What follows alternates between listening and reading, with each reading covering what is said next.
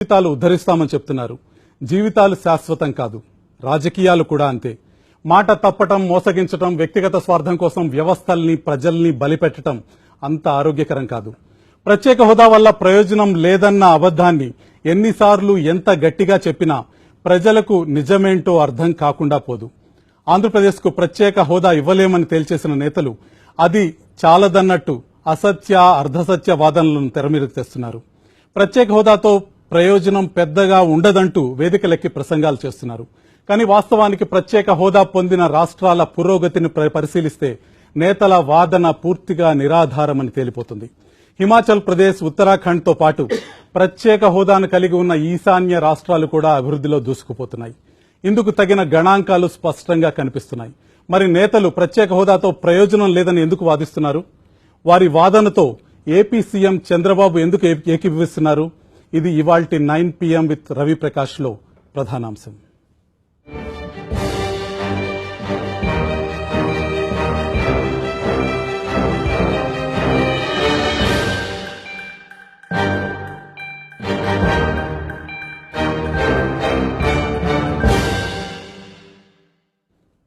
ఉత్తరప్రదేశ్ లో భాగంగా ఉన్నప్పుడు ఉత్తరాఖండ్ అన్ని రకాలుగా వెనకబడి ఉంది. 2003లో ఉత్తరాఖండ్ కు ప్రత్యేక హోదా ఇచ్చిన తర్వాత అతి త్వరితగతిన గణనీయమైన అభివృద్ది సాధించింది. రాష్ట్రంలో కార్మికులు, ఉద్యోగుల సంఖ్య 630% పెరిగిందంటే అందుకు ప్రత్యేక హోదానే ప్రధానమైన కారణం.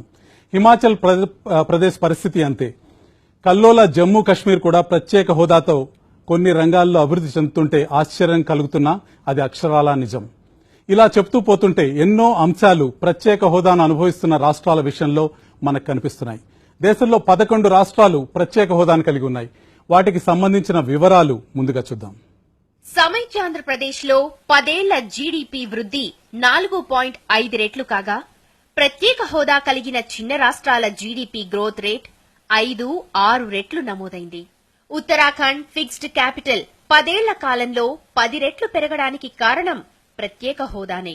ఉద్యోగాల కల్పనలో ఉత్తరాఖండ్, యూపీ లాంటి పెద్ద రాష్ట్రాన్ని అధిగమించడానికి కారణం ప్రత్యేక హోదానే. ఉత్తరాఖండ్ లో కార్మికుల సంఖ్య 2003-4లో 27,000 మాత్రమే. ప్రత్యేక హోదా ఇచ్చిన తరువాత కార్మికుల సంఖ్య 1,73,000కు చేరుకుంది. ఇది 630% పెరుగుదల. ఏపీకి ఏ ప్రాతిపదికన స్పెషల్ కేటగిరీ స్టేటస్ ఇవ్వాలన్న అంశంపై కూడా క్లారిటీ ఉంది. పారామీటర్స్ లో కామర్స్ అండ్ ఇండస్ట్రీస్ కేటగిరీలో పూర్ ఇన్ఫ్రాస్ట్రక్చర్ ప్రాతిపదికన ఏపీకి ప్రత్యేక హోదా ఇవ్వచ్చు. ప్రత్యేక హోదాతో ప్రయోజనాలు ఎన్నో. కేంద్ర బడ్జెట్లోని ప్రణాళికా వ్యయంలో 30% ప్రత్యేక హోదా కలిగిన రాష్ట్రాలకు కేటాయిస్తారు. ప్రత్యేక కేంద్ర సహాయం కూడా లభిస్తుంది. పరిశ్రమలకు ఎక్సైజ్, కస్టమ్స్ పన్నులతో పాటు కార్పొరేట్ ఆదాయ పన్ను మినహాయింపులు లభిస్తాయి. మరే ఇతర ప్యాకేజీ ఈ ప్రయోజనాన్ని కలిగించలేదు. రాష్ట్ర వ్యయంలో 90% కేంద్రమే భరిస్తుంది. మిగిలిన 10%ను రుణంగా కేంద్రమే ఇస్తుంది. ప్రస్తుత పరిస్థితుల్లో ఏపీకి ఇది చాలా అవసరం. వివిధ పథకాల కింద కేంద్రమిచ్చే నిధులు ఏ కారణం చేతైనా వ్యయం చేయకపోతే తదుపరి సంవత్సరానికి క్యారీ ఫార్వర్డ్ అవుతాయి, కానీ నిధులు మురిగిపోవు. వ్యవసాయ రంగానికి కూడా ప్రత్యేక హోదాతో ప్రయోజనాలు ఉన్నాయి.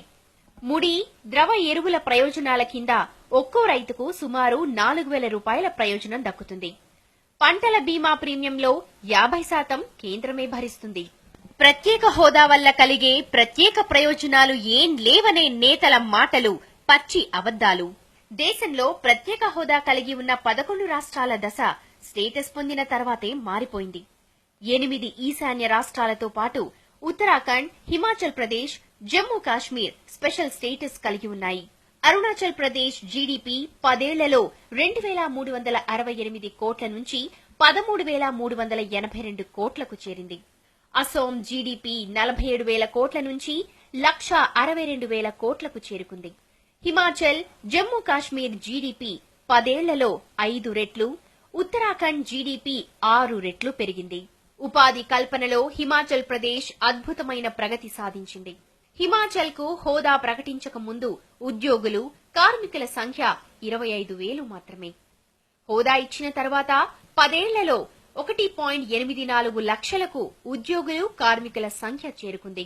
వ్యవసాయ పనిముట్లు ఎస్సీ ఎస్టీలకు 50% సబ్సిడీతో పంపిణీ చేస్తారు.